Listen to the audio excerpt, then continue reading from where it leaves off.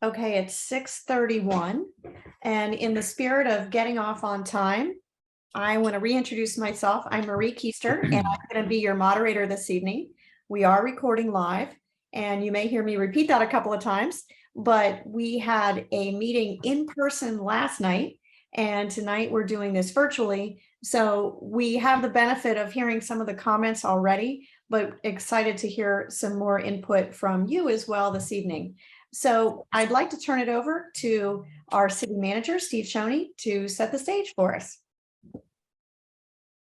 Hey guys, thanks for joining us, and thanks for taking an interest in this. So what we're trying to do tonight is really set the stage and then understand what the priorities for all of Arlington's residents, but in particular the residents who live closest to Arlington Center Boulevard, the office park that's back there that was originally the park that housed, I guess, the two big original tenants were AOL CompuServe and Overmile Hall.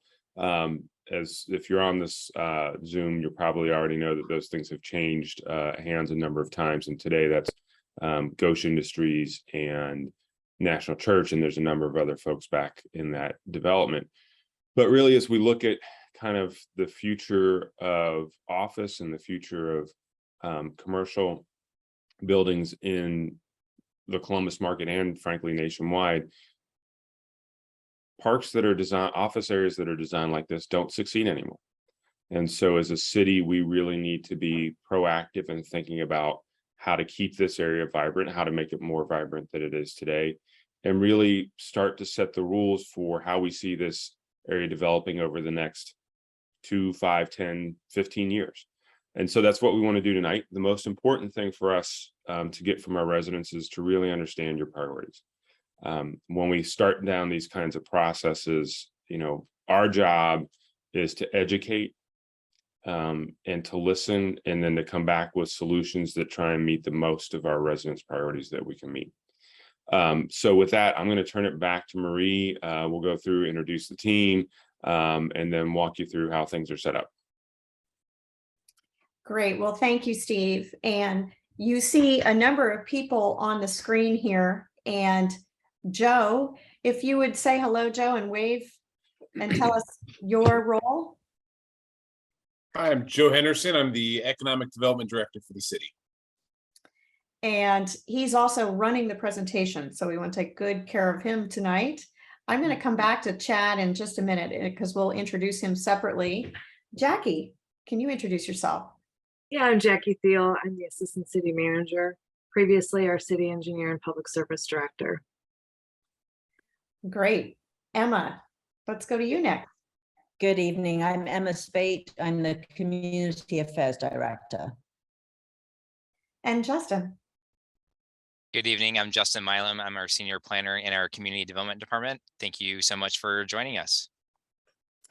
So what you're seeing here is the great team of people who are very eager to share their ideas and what's on the table tonight, but also to really listen to your input. There's no decisions that have been made yet, and that's why we're really here.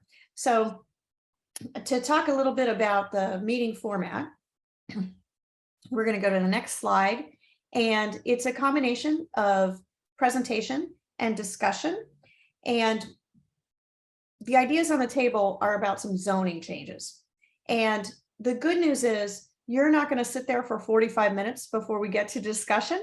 We have 5 to 6 slides by Chad and Jackie, and then we're going to open it up to conversation, and we'll go back and forth, and then we'll hear a little bit more from Chad, and then a little bit more conversation. So lots of opportunities to provide feedback along the way.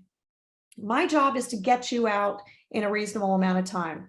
And especially with this small group, we think that we can get done in about an hour and 15 minutes. But if we need to stay for 90 minutes, we are very happy to do that.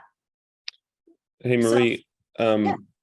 I'm going to call a little bit of an audible on this, on how we want to do tonight. And since we've got a small group of attendees, I think to, facilitate this, what I would suggest is that we go ahead and admit them all as panelists so that we can facilitate the conversation a little bit.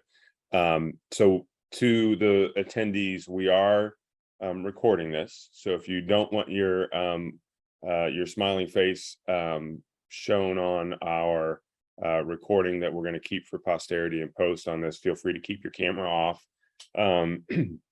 But do know that this is being recorded. It's just, with 6 attendees, it's easy enough to manage that on Zoom that I think it'd be a more a little friendlier environment if we didn't have to go through all the rigmarole that goes with keeping folks as attendees. Okay, I'm going to hit the buttons to allow everyone to talk now. Okay. Okay, so, but don't talk yet, because I've got some ground rules. And so you can either raise your hand so we can call on you. And there's going to be some times where I'll just say, does anybody have any comments? And you can always use the chat box if you just want to get your idea out there or your question, and then I will get to it when there's a break or when we're tackling that topic. So either way, we'll be able to get to your issue. Ground rules: be courteous, be kind, and concise. So we don't have a time limit on comments, but I am going to be listening, as you share your thoughts and so forth. If I get the sense you begin to repeat yourself, I might just ask you to let the next person go too, so that everybody has an opportunity to share their ideas. All right, so how you heard about this? You probably heard this by receiving a letter. Maybe you saw a blog. Maybe you saw the e-newsletter, social media. We're glad you are here regardless how you found out about it. And we will continue to publicize these opportunities to provide feedback. We had an in-person public meeting last night. We had about 33 people attend, which was really fabulous. Tonight, obviously, we're doing the same thing now virtually. And so this recording will be online. If your neighbors haven't heard about this, there's still an opportunity for them to go online, listen to the recording, and there's also a survey they can respond to. Then we'll go to BZAP, which is the Board of Zoning and Appeals, I think, or I'm so close, Chad. Board of Zoning and Planning. And Planning, yes. All right. And at their meeting, what this team will do is share back what they have heard from the community and then some recommendations as a result. Then we'll have 2 more public meetings. So you can hear what was presented at BZAP and give another opportunity for input for further tweaking. And then finally, there's 3 city council meetings in November. So those are also an opportunity to provide feedback. So Chad is going to take it away here and give you an overview. Thank you very much, Marie. Good evening, everybody. I appreciate your attendance tonight and look forward to the discussion. But I'm going to start off by providing a description of what part of town we're focusing on. And so the map that you see on the screen shaded in blue, that is the specific subject area. It's 34 acres, just over 450,000 square feet of existing office there. To orient yourself on the slide, north is to the top of the screen. You see Henderson Road, sort of east-west, sort of diagonal there. Arlington Center Boulevard running north and south, and then North Bank Drive heading to the west of Arlington Center Boulevard. It's currently zoned for office, and it's developed as such with several existing office buildings.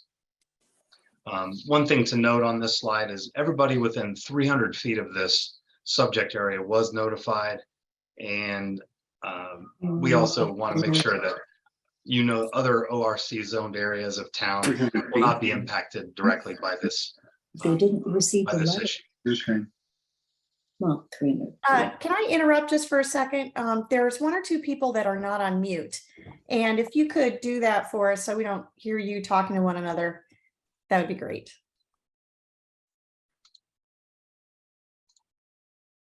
All right, I'm still seeing somebody not on mute, so great. Thank you so much. All right, go ahead, Chad. Okay, so some of the existing businesses that I'm sure you may be familiar with, Hamilton Capital, that's the large sort of cube-shaped building out closer to Henderson Road. Expedient Communications is a data center located at the southeast corner of Arlington Center Boulevard and Henderson Road. It's that windowless 1-story building. Columbus Aesthetic and Plastic Surgery, National Church Residences, Ghosh Enterprises that City Manager Shoney mentioned, Ace Prosthetics, et cetera. So some really, really fantastic users and community partners in this area. Just to, again, orient you and remind you what's out there, starting top left, National Church Residences. They own multiple buildings there.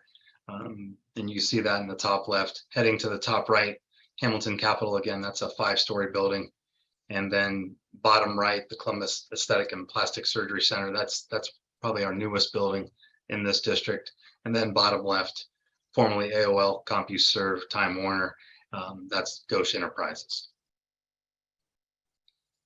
So this is probably the most important slide that I'm going to speak to. Key considerations for you to think about. And City Manager Shoney mentioned this earlier. Most standalone office parks are outdated. And so mixed use is not only the trend, that's just the reality of what we're seeing. Office use is critical for the fiscal stability of the city of Upper Arlington, income tax. And only really a tiny fraction of the entire city is zoned for office. So maintaining a certain amount of office in this area it's critical, and that's probably our top priority. So the zoning, whatever we come up with, has to align with current market conditions.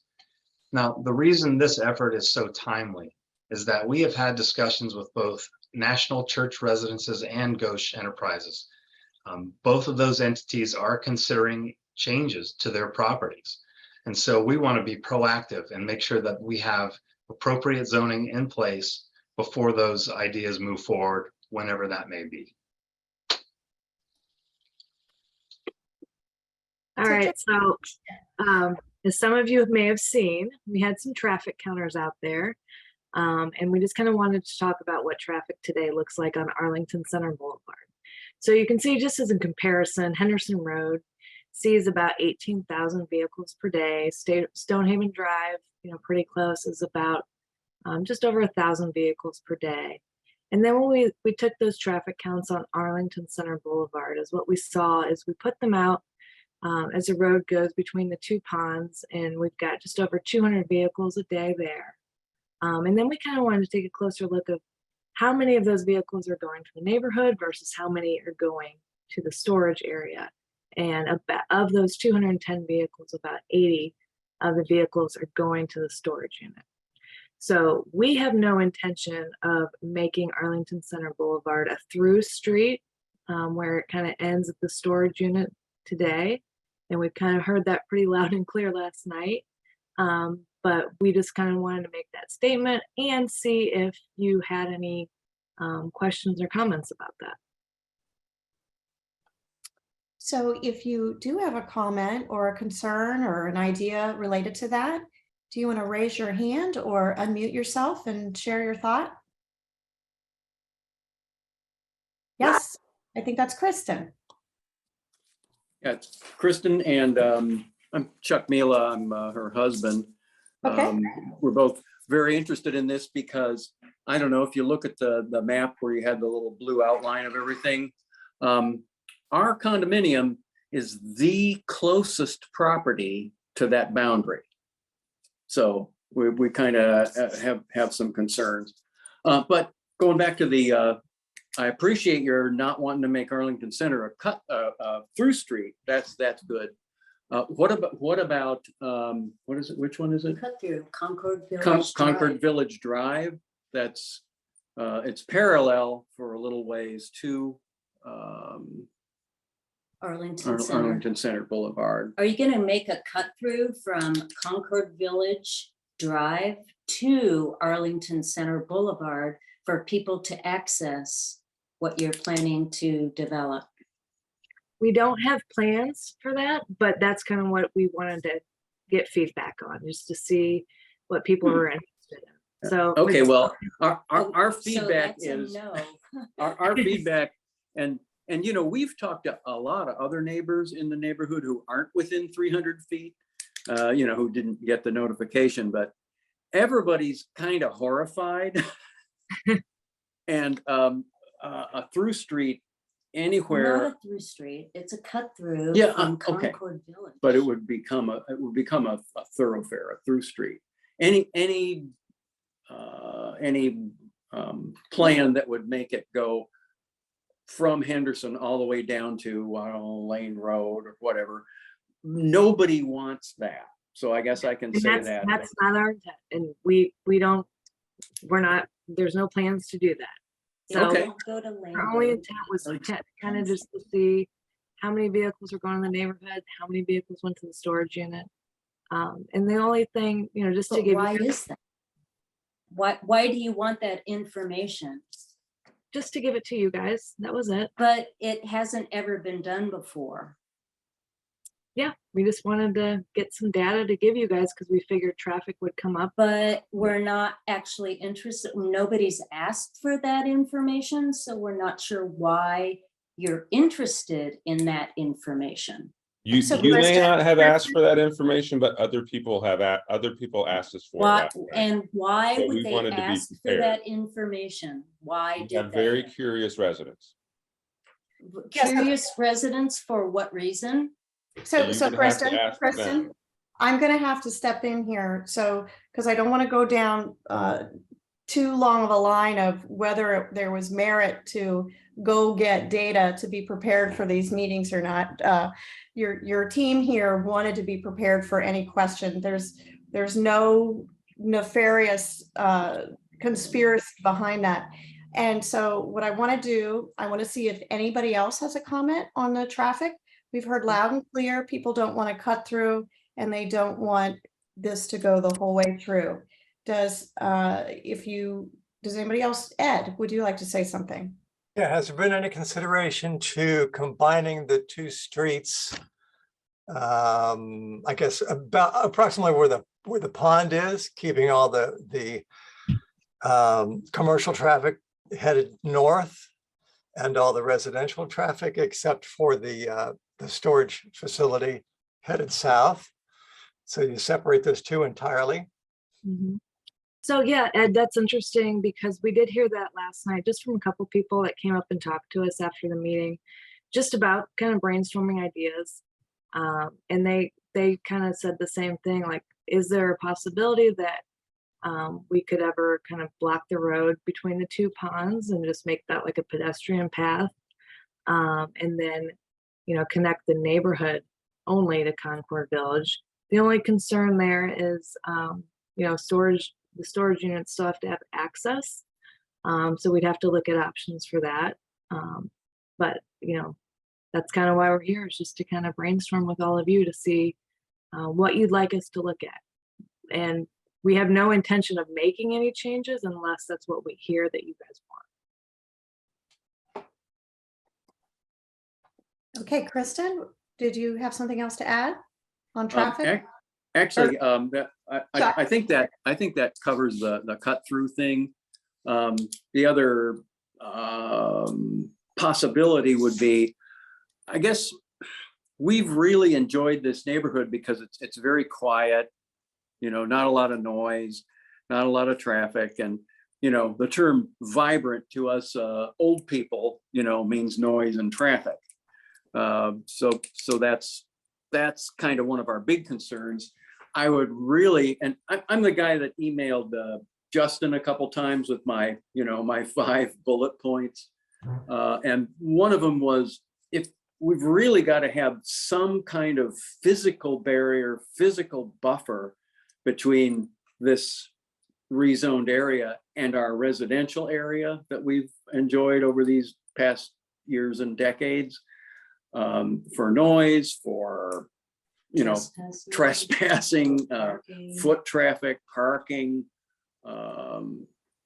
all of that kind of stuff. Maybe even go so far, if you can't put a barrier on the street there that goes through down to the storage place, but maybe permit parking. I don't know, but that's a big concern for us. And it's a concern not just for Kristen and myself, but for a lot of other people we've talked to in our neighborhood. And again, some people who aren't within 300 feet are pretty concerned. Well, thank you, Chuck. I appreciate both your concerns. All right, so I'm looking, bear with me a second.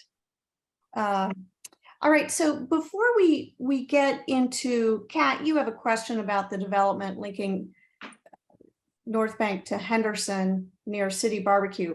Before we get into that, I'd like to get a little further with Chad into the next couple slides, and then we'll get back to your question. Thank you, Marie. So just to reiterate, the primary purpose of why we're considering this effort, and that is to maintain a vibrant office district. And again, that these uses support our desirable, attractive community. So single-use office parks, unless there are special circumstances present, are not doing well across the board. So a mix of uses is typically what we're seeing for new or more vibrant developments.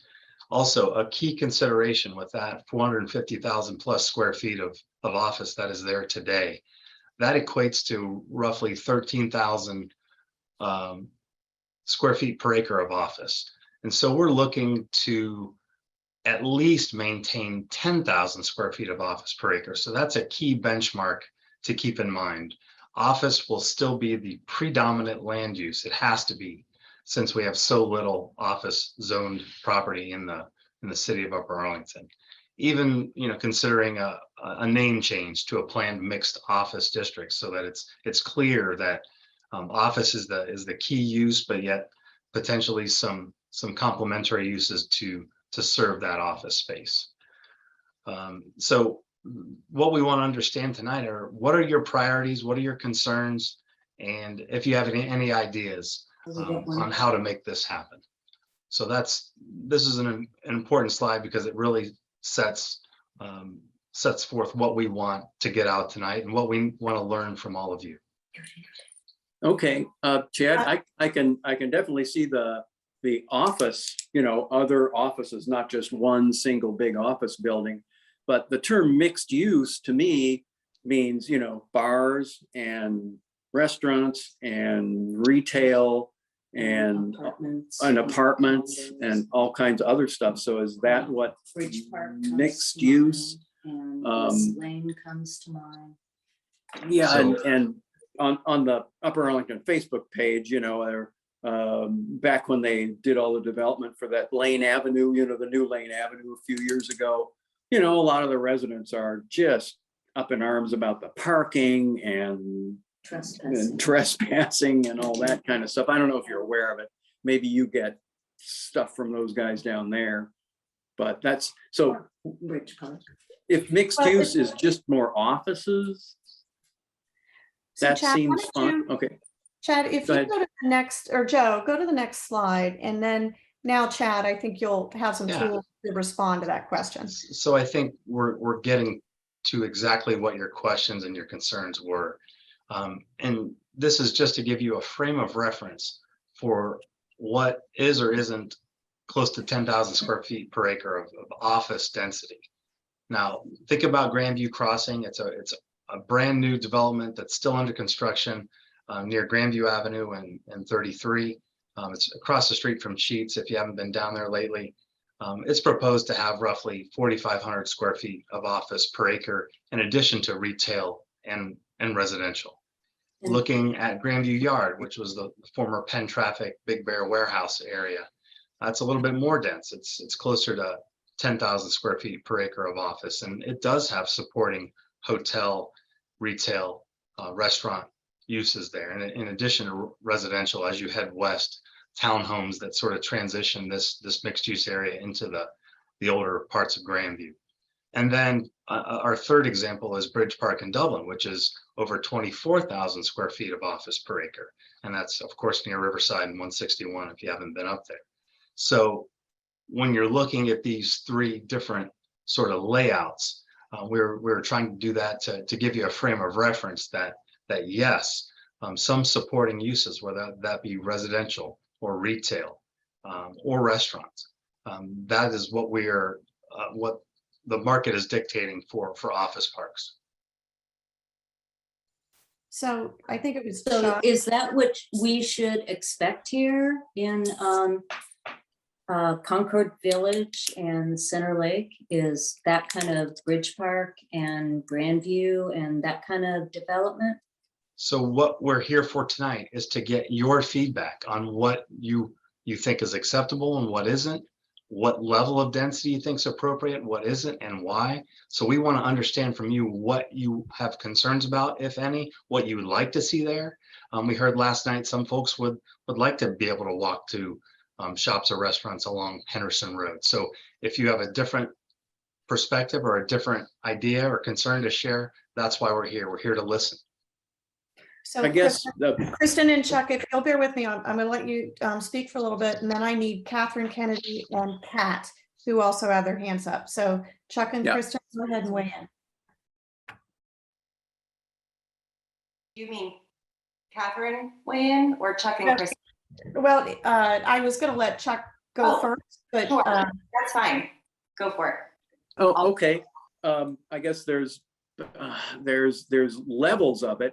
I mean, you know, probably the biggest level would be like the Arena District, you know, which is every weekend, you know, just throngs of, you know, I want to say, you know, drunk people partying until all hours.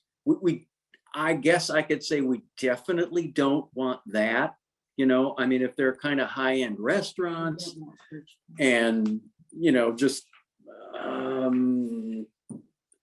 things more like, I haven't really been to Grandview Yard or Bridge Park, so I'm sure there's degrees of it. So maybe there's some kind of limits you can put on, you know, closing times or something like that. But again, it would really help if there was a physical buffer. So I really got to let other people weigh in here. well, thank you, Chuck. And I'm going to probe a little bit on that in a minute. So Catherine, go ahead, your turn. Sure. And I completely appreciate concerns by those who live near areas where, you know, change might be happening and it might change, you know, there's concern about changing sort of the character of and the experience that they've had thus far. I'm interested, you know, I'm paying a lot of attention sort of regionally to the need for more housing just in general across all levels in our region. Unlike a lot of other areas, we are actually growing a lot. And so I'm curious how Arlington, you know, is there a bigger picture, a more comprehensive plan for how we are going to be part of the solution for that? And is there opportunity here to contribute to some of that housing that is so desperately needed in Central Ohio? Marie, I'm happy to field that. Okay. So the city is way ahead of the game when it comes to this issue, the issue of housing. As far back as 2002, we designated 7 areas of the city, such as Kingsdale, Lane Avenue, Henderson Road, 33, as a planned mixed-use district with higher densities and taller buildings. And so we're seeing the fruits of that work currently at Kingsdale with a taller senior housing building under construction, as well as an apartment building under construction with structured parking, and then of course the community center. We're also seeing that along Lane Avenue. So we have had thoughtful conversations with the community and have set our regulations to address this housing issue. And more recently, the city was a partner with the Mid-Ohio Regional Planning Commission's Regional Housing Study. And so we have identified those serious issues. And since that was done, of course, the Intel announcement occurred. So that's only going to exacerbate those housing needs in Central Ohio. So most recently, in fact, on Monday night, City Council approved a somewhat controversial rezoning for 15 condominiums along Fisher Road near 33. So some would say that sort of housing, you know, increasing the density of a few single family homes to 15 condominiums is part of that solution. So that's something our city council is going to continue to grapple with. But we have to be thoughtful in where that density is placed. And we have been that way so far. But we do know that residential as part of a thriving office park is really a must. And Steve, would you like to weigh in? Yeah, I want to be a little bit clear on this one. And Catherine, I appreciate everything you said, but in this case, you know, residential is if there's residential here, it's a means to an end, and that end is having a office area that's actually going to succeed. So there is no, not that I can think of, and I follow this stuff pretty closely, no single-use office park that's not got some special condition, like some special location that's succeeding anywhere. And certainly not in Columbus, I don't think in anywhere in Ohio. And this is something that we need in order to be able to provide, you know, basic fire, water, streets, all those kinds of basic services, is to have vibrant, successful office areas. And so, yes, everything Chad said about housing, but, you know, in this location, it is housing and other uses as a means to an end, and that end being keeping our office market strong. All right, thank you. And so I want to go to Kat next, then Liz, then Bence. So Kat?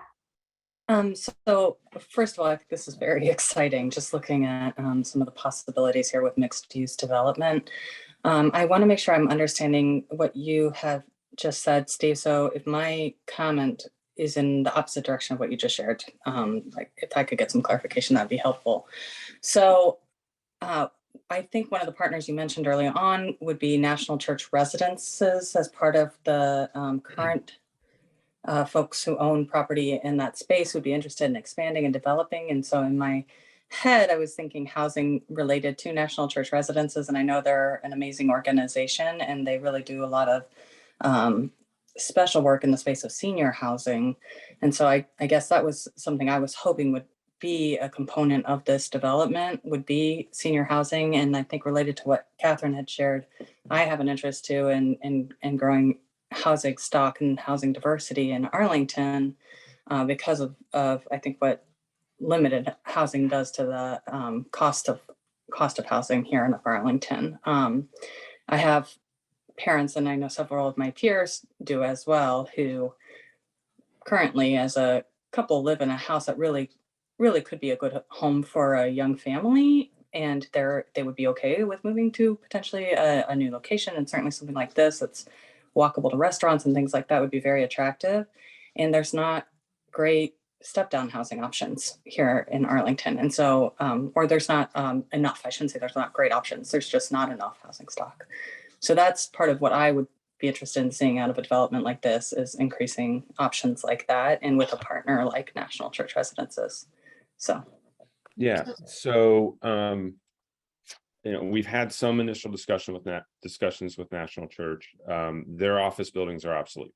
You know, they are not filling them at this point. They've got more space than they need. I think at least one of the buildings is entirely vacant at this point. And yes, they are a provider of senior housing nationwide. So would I be surprised if they were to come in with some kind of redevelopment that included housing? No, that would not be a surprise, but we don't have anything in front of us today that you know, says this is what they're going to do. So I will also say, yes, you are right. The concern, your parents are not the only ones in Upper Arlington who are concerned about if they wanted or needed to move and wanted to stay in Upper Arlington, could they find and afford something that they want? We just on Monday night did our first presentation on a citywide survey that we did, and a shockingly low number to me of residents feel like they could find and afford a place to live if they wanted to move and stay in Upper Arlington. It's something, and I'm not going to bore you with watching me sit here and flip through the report to find the exact number, but it's something like only 18%. Now that's find and afford, and the market is so tight right now that I think a lot of that concern is find as much as it is afford. But when you talk about people wanting some kind of step down housing, whether it's first floor masters, all the reasons that Concord Village is frankly so successful, and the demographic there skews a little bit older than the rest of the community. I think are exactly all the same reasons that the same issues that you outlined. Great. So Liz, I'm going to go to you next. Great. Thanks so much, Marie. I'm going to very briefly second Catherine and Kat's comments around accessible and affordable housing. I understand the market pressures of needing to ensure that we have a functional office development here in UA and the income that can generate. But I'm curious and would strongly encourage looking at this as an opportunity to see how can we use accessible housing as a means to forward that end, right? I don't know that those are mutually exclusive. Along with that, I was curious, so it sounds like National Church Residence is interested, potentially. Do we have enough existing interest that we think we can fill the amount of square footage that we're talking about putting into place in this space? And what do we think from a somewhat volatile labor market and how companies are now using or not using office space? What are some of those drivers that we think are potential risks or headwinds or tailwinds for us? Yeah, those are great questions. So, and for those of you who don't know, my last job before I took this job, actually it'll be I'm 2 weeks short of 3 years now. But my last job before this was for 6 years. I was the development director for City of Columbus. So I handled housing and economic development policy for the City of Columbus. And so you were absolutely right that the two things are not mutually exclusive. I just want my earlier comments were to make clear where we are focused. Now, to your question about can 10,000 square feet per acre be absorbed? Absolutely. I think the Gateway building, which is the big tall building that's going up on Lane Avenue, is at this point 95% leased. And it's still a skeleton of a building. Office that it has a lot of amenities. By amenities, I mean an attractive location, places where people can leave work and go easily get food and get some shopping done and do those kinds of things. It's accessible in a variety of ways. That kind of office is doing very well. The other kind of office that's doing very well that we do well with in Upper Arlington is medical office. And you see a lot of that back in this development. So I am confident that we can fill 10,000 square feet per acre in this location. I think that's that kind of Goldilocks, kind of not too hot, not too cold point for us in this space. And so, yeah, that's the medium length answer to your question. Great. And by the way, we'll be able to come back to you again if you want to get more of a dialogue, but I want to make sure I get to Bent's next. Yes, thank you. So I like the idea of the shops, restaurant, modern offices and the associated tax revenue. But I hope we can be cautious about increasing the population density too quickly and to too high of a level, because we just did, Lane Avenue has some big new buildings, Kingsdale's being built up.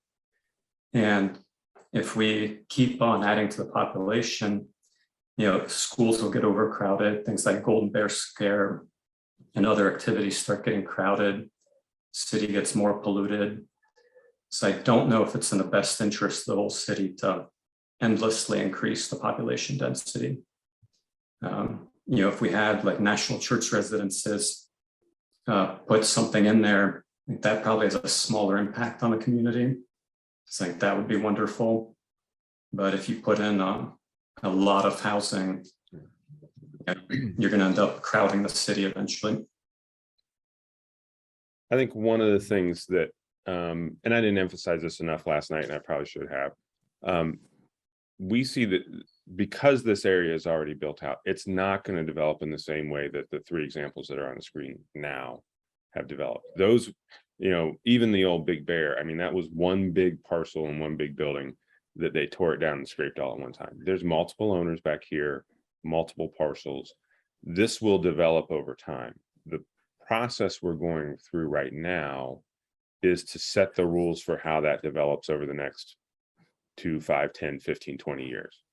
And so absolutely agree with what you're saying about the need for pace on this. I think the nature of what's there already will help us with the pacing on that.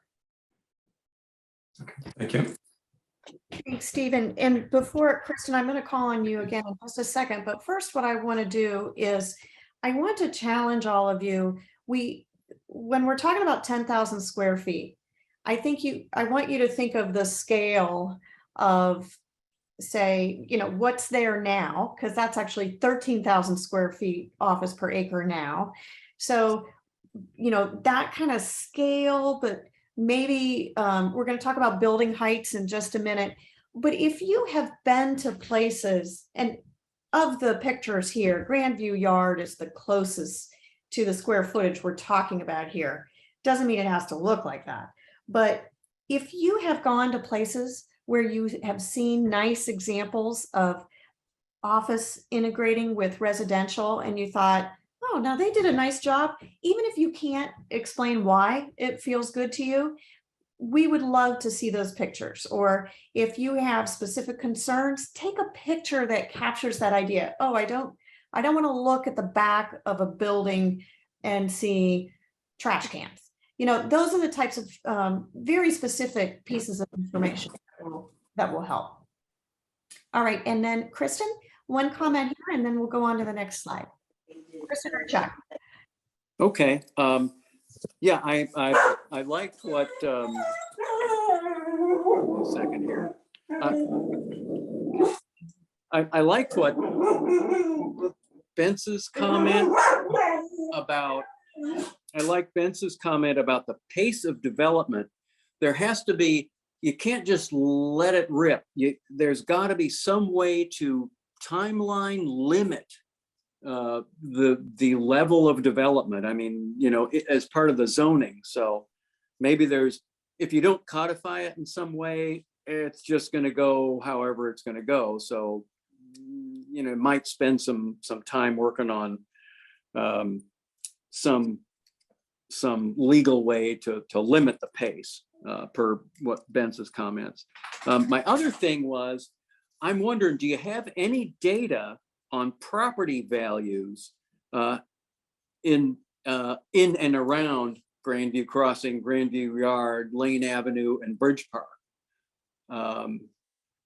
I guess when you say property values, there was a housing boom and all that, but if you can somehow sift all that out, have the property values declined because of those developments in the area and all the kind of the downsides of it?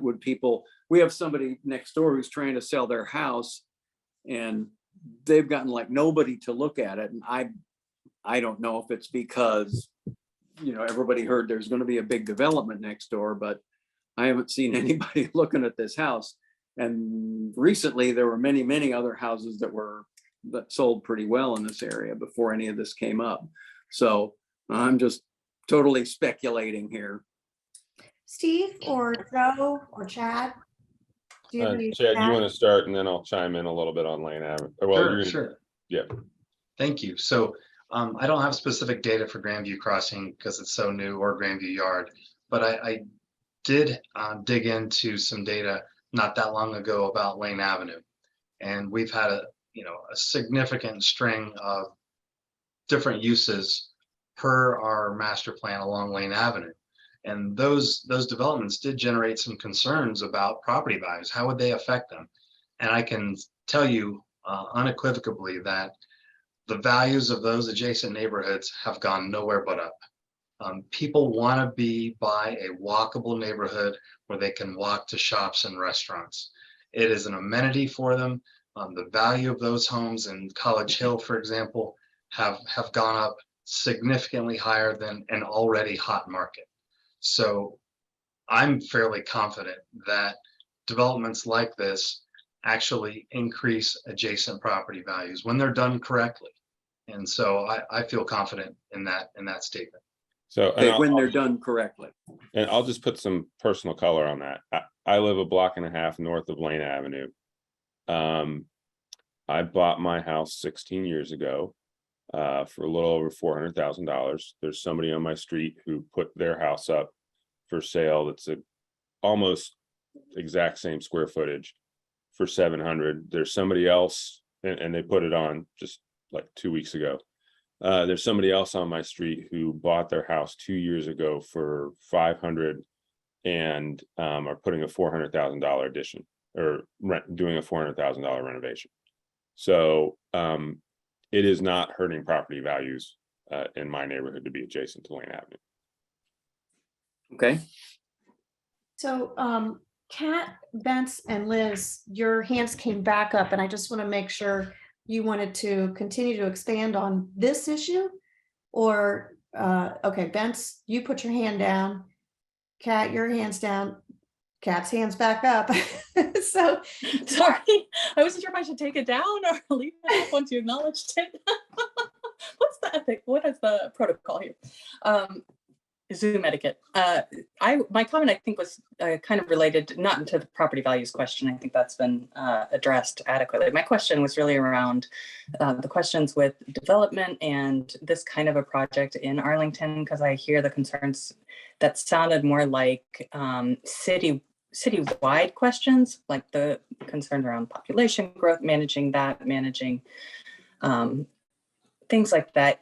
I know this is the Henderson Road, that corridor area. In my mental picture of Arlington, if Lane Avenue is already happening, if we know Golden Bear is on deck and is going to happen, are there other areas where this kind of development can happen? Or if it doesn't happen here, we're not really looking at, I don't know if that question makes sense. Like, are we in the home stretch of this kind of a development being possible in Arlington? We want to make the most of what we can have happen in this mixed use development, or are there multiple other kind of opportunities that I can't mentally picture when I think about Upper Arlington as a whole? All of the above. Honestly, Kat, I think there's a little bit of, yes, there's more, but it's not unlimited. So no, we don't think this kind of development is appropriate on every single street in every single part of Upper Arlington. Yes, we do think there's room for more of this kind of development on Henderson Road, whether it's on the Columbus side or on the Upper Arlington side. For those of you who don't know, the north side of Henderson is Columbus, south side is Upper Arlington for the most part. You know, Steve, that, yeah. when you say this kind of development, are you talking about, clarify which development? The Sure. development like Lane Avenue or? A Lane Avenue style, you know, first floor retail, some combination of retail, office, and residential in the same development. So there are only a couple of places where we think it's viable and makes sense for us as a community, for the kind of community we want to have. And so let me further clarify. So you're saying the Lane Avenue type development on Henderson, yeah, but not to the density of Lane Avenue back here on Arlington Gate. That's one of the questions we're trying to ask. Okay, thank you. I mean, I will just say, as a resident of North Arlington, I love that we might have something like this, that we don't have to come down into central South Arlington to get to. And one thing I do want to mention to piggyback off that is we plan on doing a sort of a joint study with the city of Columbus on Henderson Road, because we have that mixed use zoning in certain areas and we haven't seen that take off like it has in other areas. So we're looking at within the next couple of years, sort of a mid-range planning study here on Henderson Road and what we can do to make it better. So that'll be in the near future too. Great. Okay, now I'm going to go to Liz and then Catherine. Thanks, Marie. Just a couple thoughts, questions, and to try to wrap this up here. So I think, again, living in North Arlington, Kat said it, it would be great to, drive 5 minutes, 10 minutes to get to some of the other types of amenities, food and shopping and things like that we see in some other places. So fully supportive of that. I think, and I don't know, Chad, if you can speak more to that, some of the questions, right? So Arlington Gate is a little deeper in.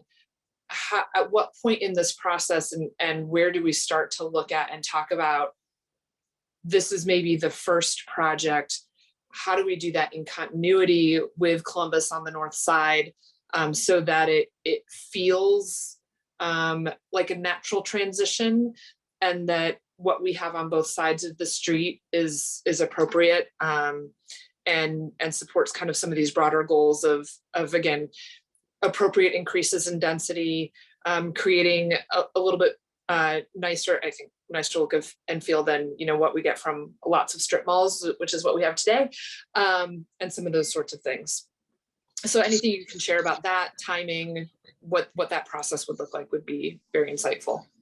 Sure, yeah, great question. So most of Henderson Road, the right of way is controlled by the city of Columbus. So almost anything that happens with parcels that front on Henderson Road, we do have to work generally with Columbus on things like access.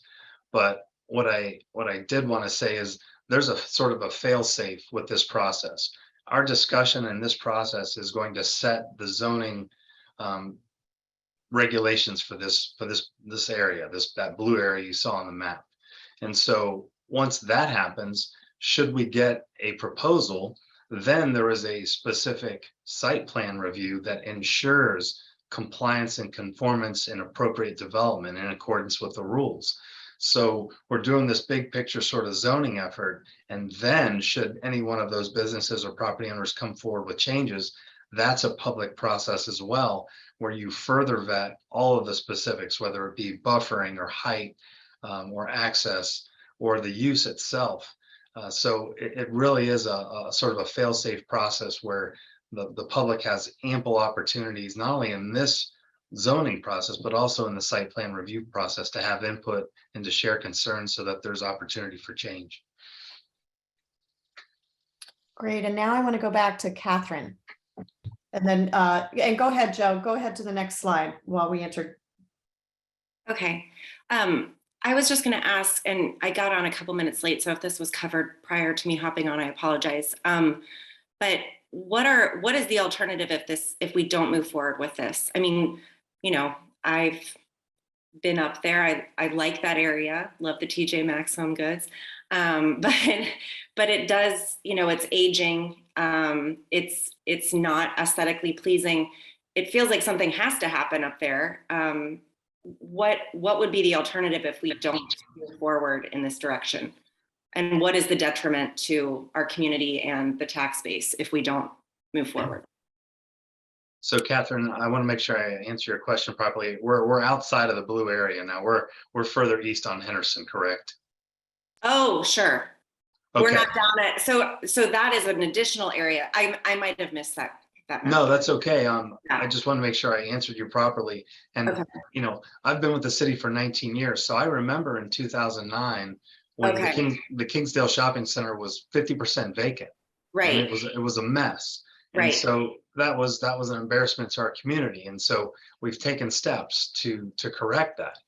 We don't want any part of our city to ever get into that condition again. And we've enacted ordinances to prevent that. But as far as the shopping center to the east of our subject property, there's Green Tree and Arlington Center just to the east. Excuse me. Those properties are zoned for mixed use. Excuse me. And so there is that opportunity for a revitalization. And so that's where that study is going to come into handy. Okay, thank you. That's very helpful. Okay, Joe, while we let Chad have a sip of water, we're going to talk about some building height context. Yeah, so this chart gives you some, I guess, visual cue on what different heights mean. The current zoning for the blue area that we saw on the map earlier allows up to 76-foot tall buildings. So on this list, you see Hamilton Capitol about 5 down from the top. That building is about 74 feet tall. That's a 5-story building with a sort of a tall parapet wall at the top. So the current zoning fits that building style right on. Look at some of our other buildings in town. At the bottom, the OSU Wexner facility at Kingsdale, that's 75 feet tall. CAPS, the brand new building along Arlington Center, is a 2-story building. It's just over 32 feet tall. So we wanted to provide you all with some context on the zoning to get your thoughts. And so Marie, take it from there. Yeah, so so we have a 5-story building there today. And so the idea might be we want to know what you want. Do you want to allow buildings to go taller than that? Do you what are your thinking? What is your thinking? All right, Bence, I'm going to go to you first. I feel like Jeopardy, whoever rings the bell first, right? So my preference would be to keep the rule in place and not go higher. That Hamilton Capitol building still seems to fit in, but it's already pretty tall. So I feel like if we go too much taller, it'll really stick out. And there's, 2-story residential right near that area. So you don't want a skyscraper sticking up near your home. Great, thank you. And let's see, Ed, and then Liz.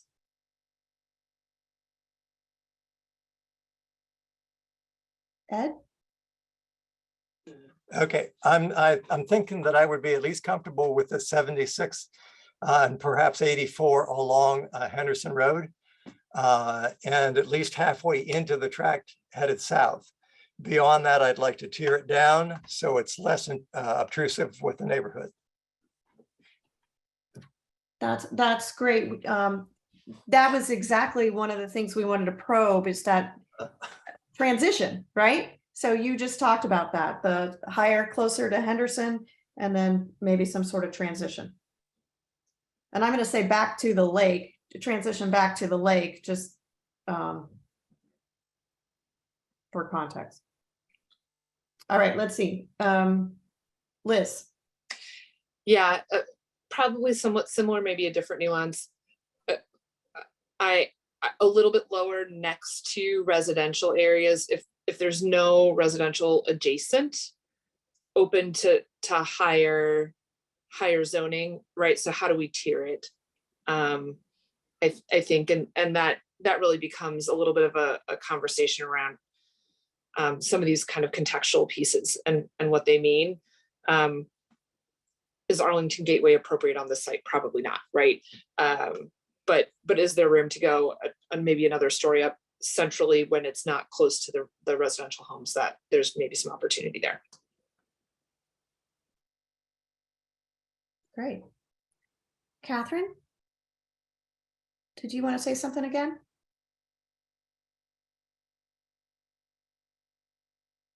Nope, I forgot to lower my hand. Sorry.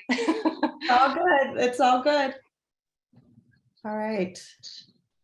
Any other comments on transition? And let's see, earlier when Chuck and Kristen, I think they may have left us, but they were also concerned about some sort of buffer between, the office buildings and the residential area. And that's where I was going to probe more on this transition and what their thoughts were. Paula, you haven't said anything, or B, George, I want to make sure you get a chance if you want to say something. Don't be shy. Or if you want to put something in the chat box, you're welcome to do that. All right, so hearing nothing. Oh, yes. No, I was just going to say I'm good. Thanks for the offer. Okay, great. All right, so let's go to the next slide then. Oh yeah, Liz, did you have something? Nope, sorry. Also forgot to lower my hand. It's all good. It's all good. All right, next slide. Chad, Yes. go ahead. So we understand that these lakes are not only a visual, but a physical barrier between the residential neighborhoods and the commercial area, and that they are of significant importance to the neighborhood. So a couple of the the issues we want some input on is what would be a reasonable building setback from the lake? You see where the buildings are now, they're relatively close. Mr. Seidel mentioned a tiered building height, so tallest along Henderson and working your way down. It's important to know that, you know, some of these parcels don't have frontage on both. So we need some reasonable thoughts and input on what those transitions might be, or what other uses might you might want and where on this part of town. So those are just some thoughts, and Marie, you can maybe take it from there. Yeah, so does anybody want to weigh in with a comment on that? Ed, do you want to expand at all on your comment? Oh, Bence is volunteering. You're off the hook, Ed. Go ahead, Bence. So I think if you're gonna build a vibrant area, probably putting some like bike paths around the pond, or, you know, on the north side of it, so that people can access all these new things with their bicycles, would probably be nice. And that forces some setback for the buildings also.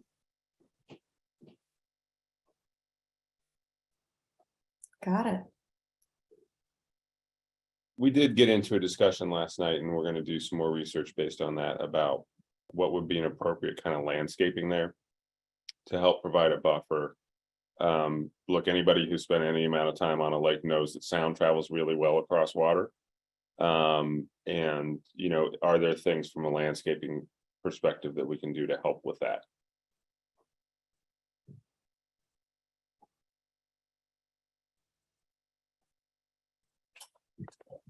Anybody else? The other, you reminded me, Steve, the other comment was there was somebody that commented about the condition of the lake, and Justin followed up today with the Soil and Water Conservation District to take a look to see if they may have some recommendations.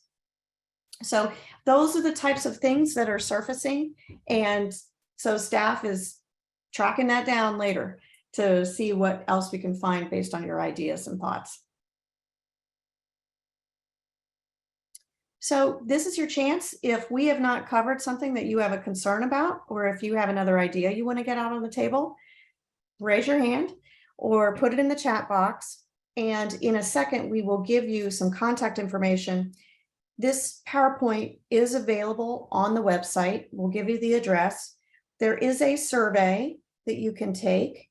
And we fully understand that you're coming at this maybe a little cold and you're not sure maybe what you're thinking yet. So take some time to digest. And as you can see, we still have some time. That's okay, Joe, you can keep that there. We still have some time, but what would be great is if you send us any comments, say by a week from Friday, I think that's September 23rd, so that the team has an opportunity to respond or research or get back to you or be thinking about what your ideas are. And in that survey, they're all open-ended questions. It's a really short survey that follows along with our discussion tonight.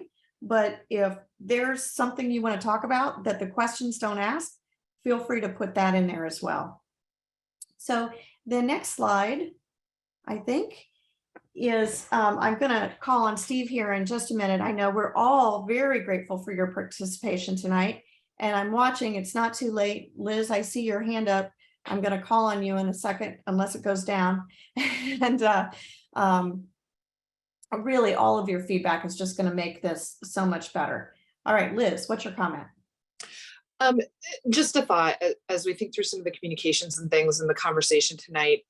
I think you all have again, really appreciate the opportunity to come talk about this particular development. And as maybe some of us have asked different questions that are a little bit broader. I wonder if in the future, there's some opportunity to do some intentional conversations, not just about kind of specific zoning changes and things like that, but how do we start and engage a broader conversation around, here's the big picture from a development perspective in UA.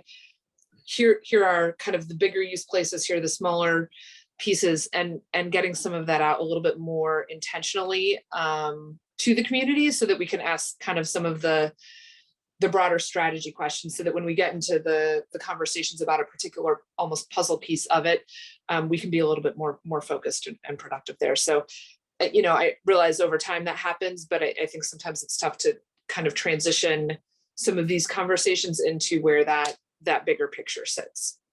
Yeah, Liz, and thanks for that. And I recognize it feels like we're doing this a little bit out of order. You know, we've got, given some changes in this area in particular, we felt like it was important to start moving now on looking at this specific area. As Chad said, you know, next up is taking a deep look at Henderson Road, and then we are kind of mapping out a plan to kind of revise the city's master plan, which is part land use plan, part strategic planning document.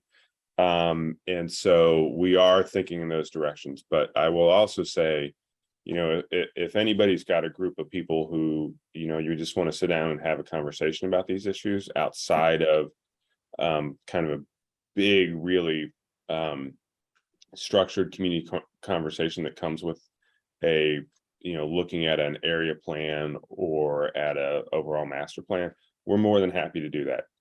We do that all the time with folks. We actually love doing that because it helps us get ideas and think about, as we go into these future processes, what kind of things we need to be thinking about in those. Great, thank you. So Steve, while you're on a roll, would you like to say some closing remarks? Yeah, I mean, mostly it's just thanks. I appreciate how everybody takes the time. I appreciate all the comments that we've gotten tonight, and you know, it's always great to hear a lot of different folks. One of the things I've loved about this conversation is that both tonight and last night, sometimes we'll get in these conversations and they won't be very realistic. I feel like the folks who live in this area live it, understand it, care about it, understand that changes need to be made, and they just want to make sure they're made in the right way. So really appreciate that. Really appreciate everybody taking their time, and thank you. So with that, I am going to adjourn, and you see some emails there. If you want to follow up, that planning email on the bottom is going to get you to Chad and Justin and Joe, and please trust they digest every single one of those. And we've taken copious notes tonight. So with that, if I could just chime in, sure. If you would like to get updates on this issue as it moves forward via email, please send your contact info to planning@uaoh.net and we'll add you to that database.